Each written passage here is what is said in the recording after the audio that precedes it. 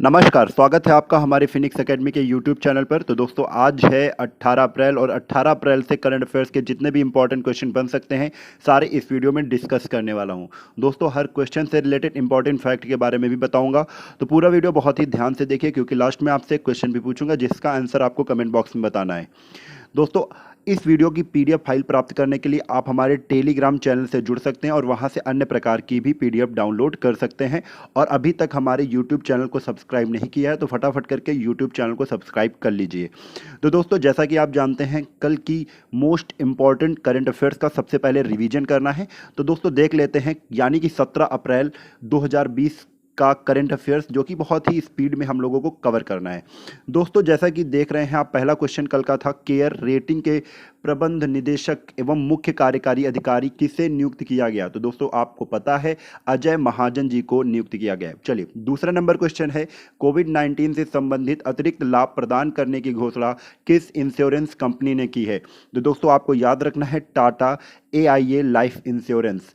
याद रखिए Tata AIA life insurance ने। चलिए दोस्तों क्वेश्चन नंबर 3 की बात करते हैं। तो क्वेश्चन नंबर 3 आपके सामने आ चुका है, हाल ही में रंजीत चौधरी का निधन हुआ, वह कौन थे।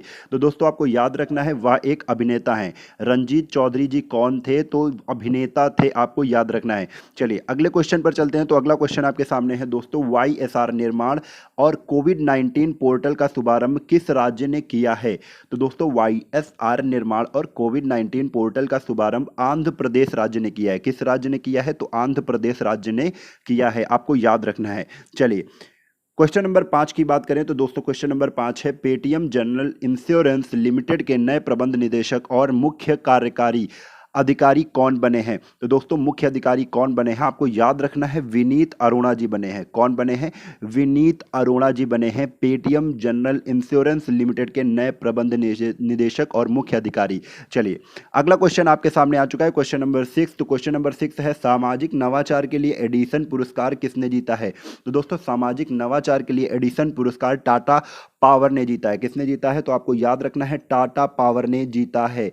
चलिए तो दोस्तों क्वेश्चन नंबर 7 की बात करते हैं। क्वेश्चन नंबर 7 है, हाल ही में किस बैंक ने एटीएम लेन देन पर लगने वाला सेवा शुल्क माफ कर दिया है। तो दोस्तों एटीएम लेन देन पर लगने वाला सेवा शुल्क किसने माफ कर दिया है, तो आपको याद रखना है स्टेट बैंक ऑफ इंडिया ने, यानी SBI ने माफ कर दिया है।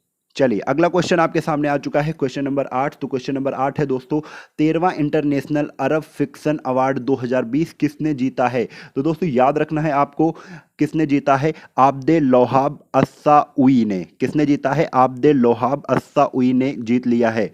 चलिए दोस्तों क्वेश्चन नंबर 9 की बात करते हैं। तो क्वेश्चन नंबर 9 है, यूनेस्को की विश्व धरोहर समिति का 44वां सत्र स्थापित हो गया है, उसका आयोजन कहाँ होना था। तो दोस्तों आपको बताना है उसका आयोजन चाइना में होना था। कहाँ पर होना है, चीन में होना था। चलिए दोस्तों क्वेश्चन नंबर 10 की बात करते हैं। तो क्वेश्चन नंबर 10 था, किस देश ने भारत को एंटी शिप मिसाइल और टारपीडो बेचने को मंजूरी दे दी है। तो दोस्तों याद रखना है अमेरिका देश ने भारत को एंटी शिप मिसाइल और टारपीडो बेचने की मंजूरी दे दी है। तो अमेरिका देश ने यह मंजूरी दी है। चलिए दोस्तों आप अगर हमारे व्हाट्सएप ग्रुप से जुड़ना चाहते हैं तो आप 8853278451 पर अपना नाम और पता और किस एग्जाम की तैयारी कर रहे हैं लिखकर भेज देंगे तो आपको हमारे व्हाट्सएप ग्रुप से जोड़ लिया जाएगा। दोस्तों आप हमारे टेलीग्राम चैनल से भी जुड़ सकते हैं जहां पर आपको सभी प्रकार की PDF मिल जाएंगी, और आप फेसबुक पर हमें फॉलो कर सकते हैं और हेलो फिनिक्स एकेडमी यानी हेलो ऐप पर भी आप फॉलो कर सकते हैं हमें। चलिए दोस्तों अब चलते हैं आज की मोस्ट इंपॉर्टेंट करंट अफेयर्स की ओर। तो जैसा कि आप देख रहे हैं पहला क्वेश्चन क्या है, तो पहला क्वेश्चन है दोस्तों, हाल ही में विश्व हीमोफीलिया दिवस कब मनाया गया। हाल ही में विश्व हीमोफीलिया दिवस कब मनाया गया। तो दोस्तों आपको याद रखना है 17 अप्रैल को। कब मनाया गया, तो 17 अप्रैल को विश्व हीमोफीलिया दिवस मनाया गया। चलिए दोस्तों इंपॉर्टेंट फैक्ट की बात करते हैं। तो दोस्तों इंपॉर्टेंट फैक्ट है, हर साल 17 अप्रैल को विश्व स्तर पर वर्ल्ड हीमोफीलिया डे मनाया जाता है। यह दिन हीमोफीलिया और अन्य रक्त स्त्राव डिसऑर्डर यानी कि आनुवांशिक ब्लीडिंग डिसऑर्डर के बारे में जागरूकता बढ़ाने के लिए मनाया जाता है। चलिए तो दोस्तों यहाँ पर एक चीज और समझ लेते हैं, यह दिन वर्ल्ड फेडरेशन ऑफ हीमोफीलिया के संस्थापक, याद रखना है आपको, फ्रैंक श्रॉबेल, कौन, फ्रैंक श्रॉबेल के जन्मदिन के सम्मान में चुना गया था। इस वर्ष विश्व हीमोफीलिया दिवस का 30वां संस्करण है। तो दोस्तों यह वर्ष जो विश्व हीमोफीलिया दिवस मनाया जा रहा है वो संस्करण कौन सा है, तो आपको याद रखना है 30वां संस्करण है। चलिए, वर्ल्ड हीमोफीलिया डे दिवस का थीम क्या है, तो आपको याद रखना है गेट प्लस इन्वॉल्वड। क्या है, गेट प्लस इन्वॉल्व्ड। ठीक है, तो दोस्तों चलते हैं, थोड़ी सी देख लेते हैं कि विश्व संघ की स्थापना कब हुई थी। तो हीमोफीलिया के विश्व संघ की स्थापना हुई थी 1963 में, और हीमोफीलिया के विश्व संघ का मुख्यालय कहाँ है, तो आपको याद रखना है मॉन्ट्रियल कनाडा में है। कहाँ पर है, मॉन्ट्रियल कनाडा में है। ठीक है, यहाँ पे फिर से मैं बता दूं, विश्व संघ की स्थापना कब हुई, तो 1963, और मुख्यालय इसका मॉन्ट्रियल कनाडा में है। चलिए दोस्तों, आई है बात अप्रैल की, तो अप्रैल के मुख्य दिवस के बारे में बात कर लेते हैं। जैसे कि 2 अप्रैल को बेटा विश्व ऑटिज्म चेतना दिवस मनाते हैं। 4 अप्रैल को अंतर्राष्ट्रीय खाद्य में जागरूकता दिवस, 4 अप्रैल को अंतर्राष्ट्रीय खाद्य में जागरूकता दिवस के रूप में मनाते हैं। 7 अप्रैल को विश्व स्वास्थ्य दिवस मनाते हैं। 14 अप्रैल को अंबेडकर जयंती मनाते हैं।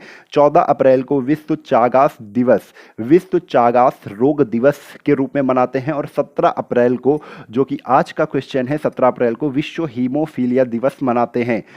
दोस्तों यहीं पर क्वेश्चन आया है 18 अप्रैल का, तो 18 अप्रैल को विश्व विरासत दिवस मनाते हैं। 20 अप्रैल को पृथ्वी दिवस के रूप में मनाते हैं। और लास्ट है आपका 23 अप्रैल, 23 अप्रैल को विश्व पुस्तक एवं कॉपीराइट दिवस के रूप में मनाते हैं। तो चलते हैं अगले क्वेश्चन पर। तो अगला क्वेश्चन आपके सामने आ चुका है, क्वेश्चन नंबर दूसरा है, पी के पुरवार को MTNL का अतिरिक्त प्रभार सौंपा गया है, वह किस कंपनी के अध्यक्ष और प्रबंध निदेशक हैं।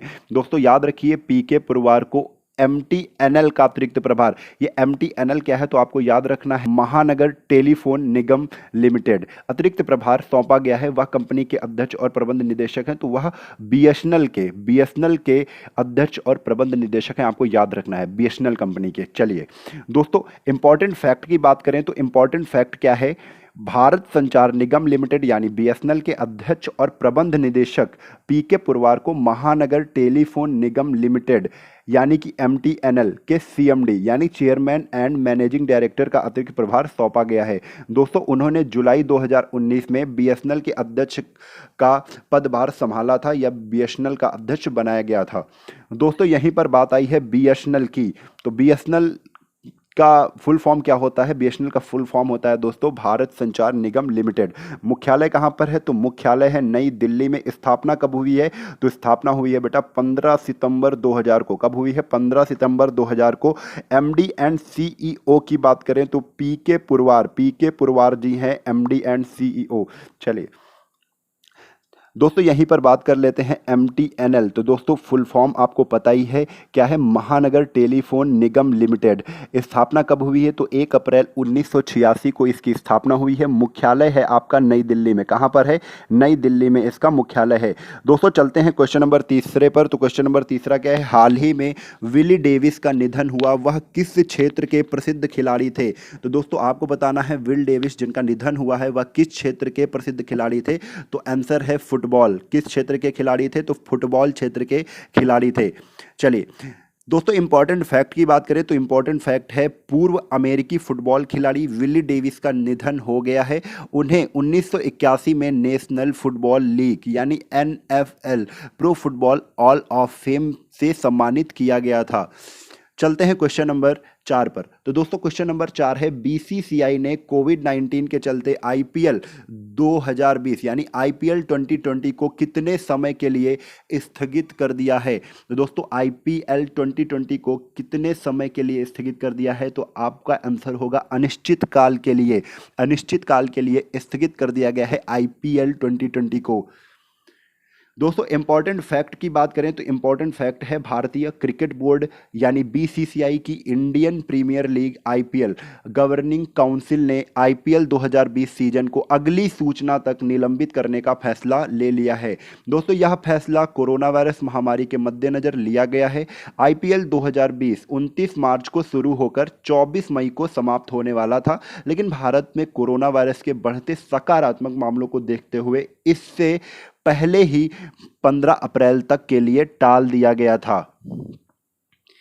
तो दोस्तों यहां पर बात कर लेते हैं बीसीसीआई की। तो बीसीसीआई का फुल फॉर्म क्या होता है? तो दोस्तों बीसीसीआई का फुल फॉर्म होता है board of control for cricket in India, यानी कि भारत में क्रिकेट मैच कौन करवाता है? तो आपको बताना है बीसीसीआई रेगुलेट करता है। बीसीसीआई भारत में क्रिकेट मैच रेगुलेट करना है, आपको बताना है। चलिए दोस्तों, भारतीय क्रिकेट नियंत्रण बोर्ड इसको हिंदी में कहते हैं। स्थापना है इसकी 1928 को। कब हुई स्थापना? तो 1928 को स्थापना हुई। मुख्यालय है मुंबई महाराष्ट्र में। कहां पर है? मुंबई महाराष्ट्र में इसका मुख्यालय है।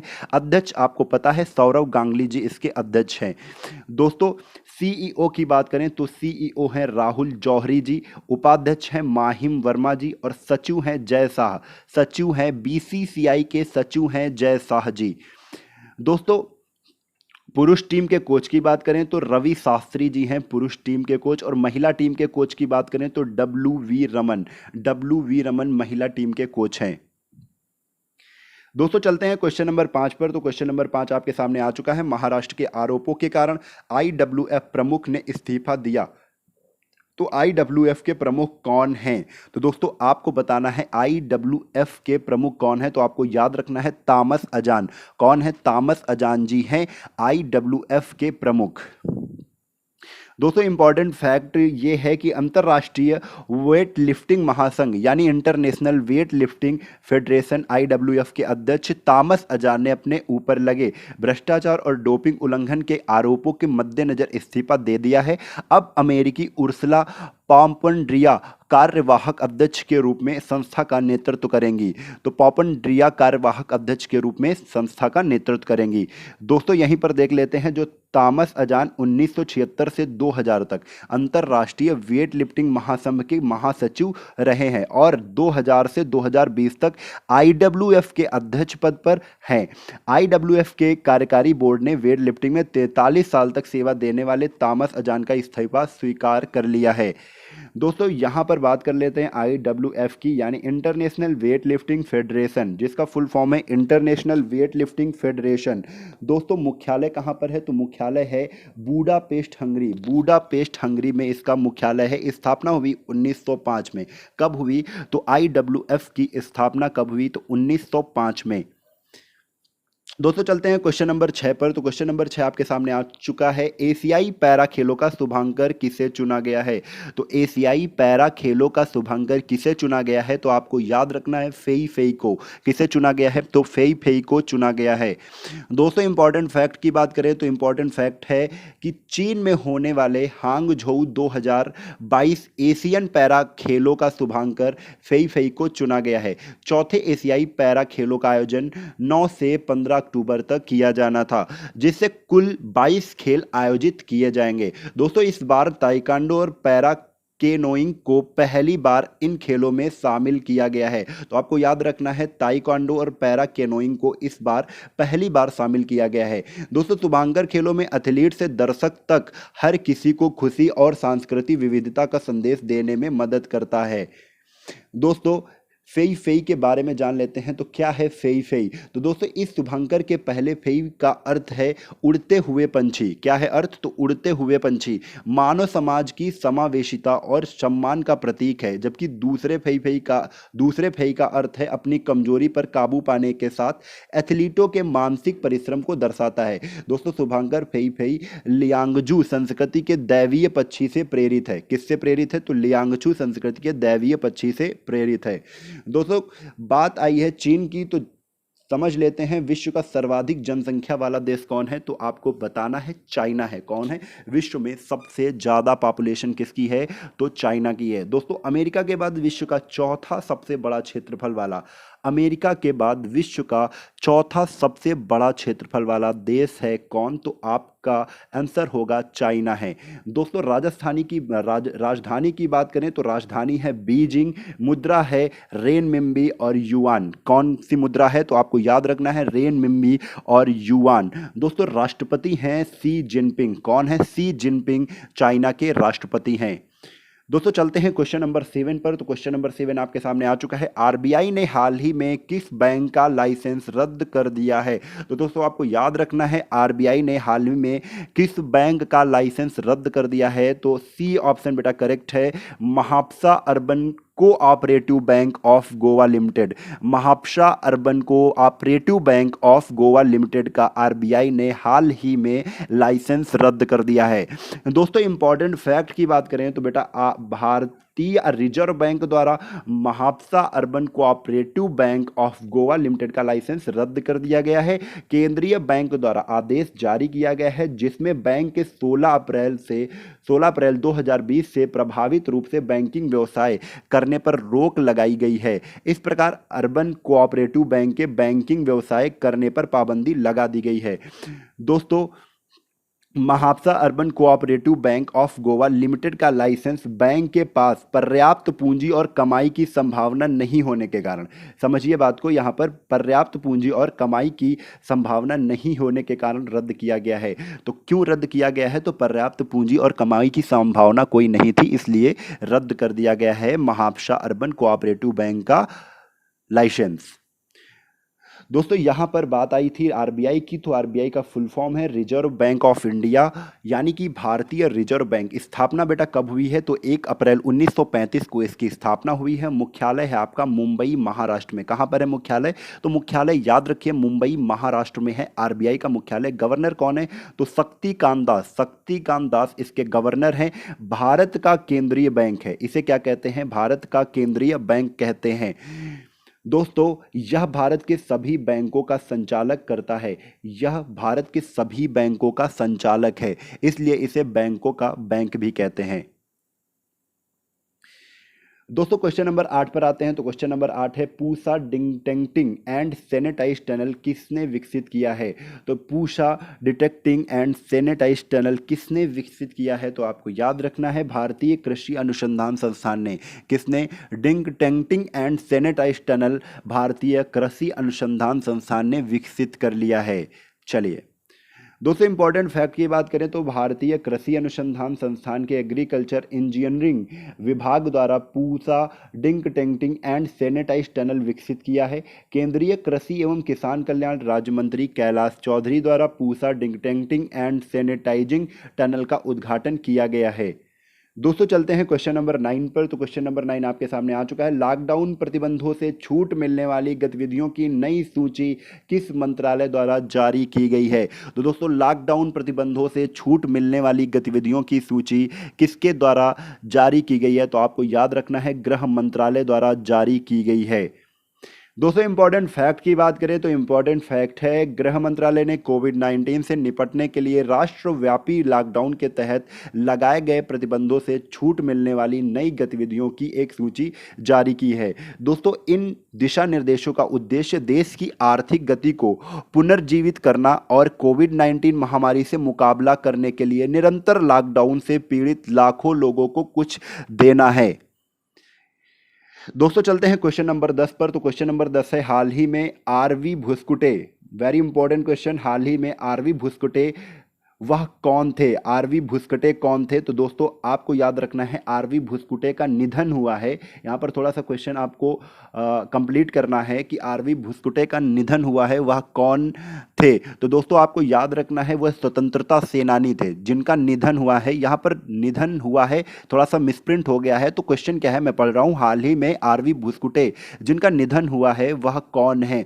तो दोस्तों आपको याद रखना है स्वतंत्रता सेनानी है। कौन है? स्वतंत्रता सेनानी है। दोस्तों इनके बारे में जान लेते हैं। भारत छोड़ो आंदोलन का हिस्सा रहे स्वतंत्रता सेनानी आरवी भुसकुटे का निधन हो चुका है। भुसकुटे ने भूमि कानून पर कई किताबें लिखी हैं और राज्य के आदिवासी इलाकों में बंधुता मजदूरों यानी कि बंधुआ मजदूरों की रिहाई और पुनर्वास के लिए निरंतर काम किया था।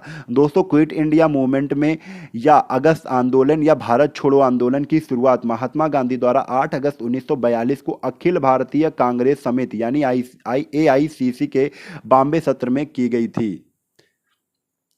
दोस्तों चलते हैं आज के इंपॉर्टेंट क्वेश्चन पर जो कि आपको कमेंट बॉक्स में कमेंट करके इसका आंसर बताना है। तो दोस्तों क्वेश्चन नंबर 11 क्या है, कोविड-19 नमूनों की पुल टेस्टिंग शुरू करने वाला देश का पहला राज्य कौन बनेगा। तो दोस्तों आपको बताना है कोविड-19 नमूनों की पुल टेस्टिंग शुरू करने वाला देश का पहला राज्य कौन बनेगा। और आप कमेंट बॉक्स में जरूर बताएंगे, क्योंकि आप जो भी बताते हैं या लिखते हैं वो आपको हमेशा याद रहता है। दोस्तों अगर आज का सेशन आपको अच्छा लगा है तो वीडियो को लाइक कर दें और अपने दोस्तों में ज़्यादा से ज़्यादा शेयर कर दें। तो दोस्तों आज के लिए बस इतना ही। कल फिर मिलते हैं इसी उत्साह और उमंग के साथ। तब तक के लिए जय हिंद, जय भारत, वंदे मातरम।